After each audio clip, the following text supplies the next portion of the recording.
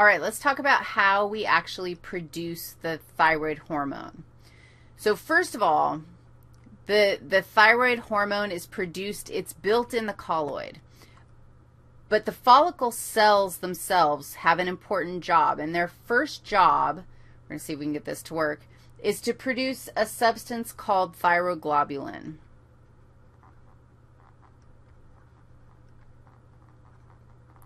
So thyroglobulin is produced inside the cells. And basically what, I'm going to draw you a picture of it, because essentially thyroglobulin is the amino acid tyrosine. I don't know if you remember that thyroid hormone is an amino acid derivative. And essentially, its thyroglobulin is 70 tyrosine molecules, and tyrosine is just an amino acid, in sequence. Do you think I'm going to draw 70 of them? Are you afraid? Okay, I'll stop. Once thyroglobulin is produced in the follicle cell, it's exocytosed out into the colloid. So that works. Like now we have it in the colloid. Now, the second thing that happens in the follicle cell is that iodine is transported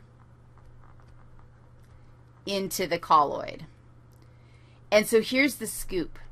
There is a little transporter. I'm going to do this in another cell. I'll do this one up here. There's an iodine transporter that transports, I don't know if you remember all my color coding, sodium and iodine into the follicle cell.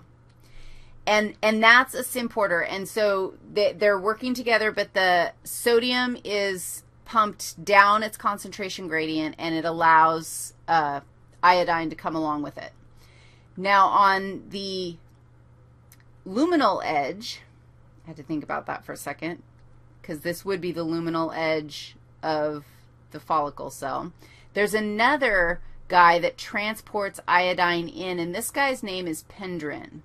And I'm telling you this because I think there's clinical significance to a malfunctioning pendrin, because you can't get your iodine into the colloid. Okay, so once iodine is in and thyroglobulin is in, the iodines are added to the thyroglobulins. So remember that each box was just a tyrosine amino acid. So basically they get iodated. I don't even know if that's a word. Iodized. That's what they get. And they get iodized with either 1 or 2 and iodines added to them. Now here's the scoop, and I want you to visualize this for a second. The fact is that this thyroglobulin is really, it's really long, and it makes this kind of messy tangle. Okay, and I'm going to try to make it so that I can do what I want to do, because the next thing that happens after the thyroglobulin gets iodized, then watch. A place that has 1 iodine forms a bond with a place that has 2 iodines. And look, whoa, bad. I hate it when it does that. It makes those random circles. It forms a bond like right here. Now, do you see that? So watch. I'm going to make a little circle around this so that you can see this right here. That is one flavor of thyroid hormone. It's T3, thyroid hormone. Ultimately, a 2er combined with a 1er and made a 3er. We can also have a 4, T4. And T4 happens, let's see if I can make one. There's a 2er, and here's a 2er, and then they combine with each other. Did you follow that? And now we have another thyroid hormone. That's T4. I just showed you that because I had a really hard time visualizing how the thyroglobulin pieces that had 2 iodines connected to the ones that had 1 iodine to make T3 and T4. T3 and T4 are your thyroid hormones. So watch. After you iodize the thyroglobulin, then you fold and combine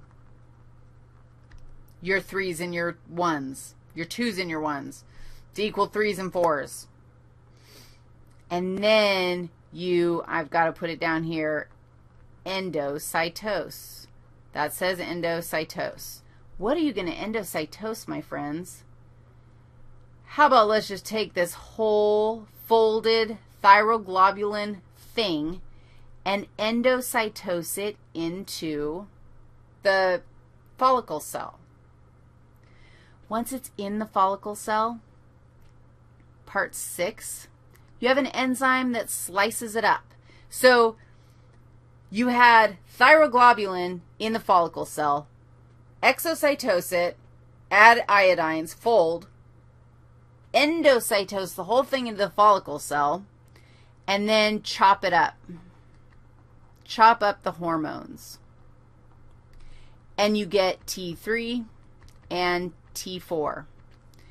T3 and T4. And again, you're chopping all of these things up, and then you exocytose the T3 and T4 into the bloodstream. Does that work for you? You can store, oh gosh, I read it somewhere, how much you could store like weeks worth of thyroid hormone in a single follicle, in the colloid. So you basically only endocytose this step when you need thyroid hormone. Otherwise, just leave it in the colloid and save it for later.